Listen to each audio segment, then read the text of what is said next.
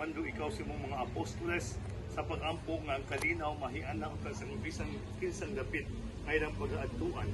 Santusan na nga uyong kami kanimo kining dapita kining PG3 publication. Kinaututa nga kaluwasan mahian hidinhi ug ang tanan nilang buhat mutampo alang sa kaayuhan sa tanan.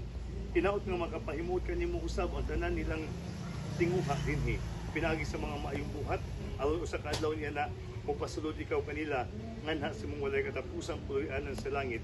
Kini among gipangayop pinaagi ni Kristo among Ginoo. Amen. Busa langit ng Amahan, panalangin usab ang tanang mga makina na paggagamiton dinhing dapita. O panalangin ni usab kining dapita o iiway ang daotang espiritu nga maghasol kanamo sa lawas ug sa kalag. Sa tanan nilang buhat, panalangin ni usab ang tanan mga nagtrabaho dinhi o kanila usab nga nagdumala niini. Kinauton ta nga sa imong grasya ug sa imong kabubud-on, buligan nimo sila sa ilang mga panginahanglan. Sanglit kining tanan gipahamutang nila diha sa imong pagsalig diha kanimo. Sayod kami nga dili nimo sila pasagdan diha sa ilang mga tinguha o silang mga gibuhaton.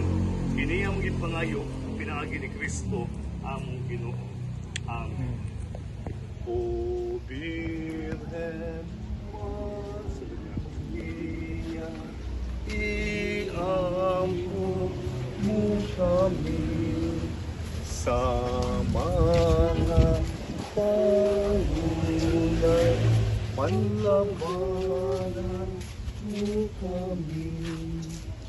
Ave, Ave, Ave Maria, Ave, Ave, Ave Maria, Spiritus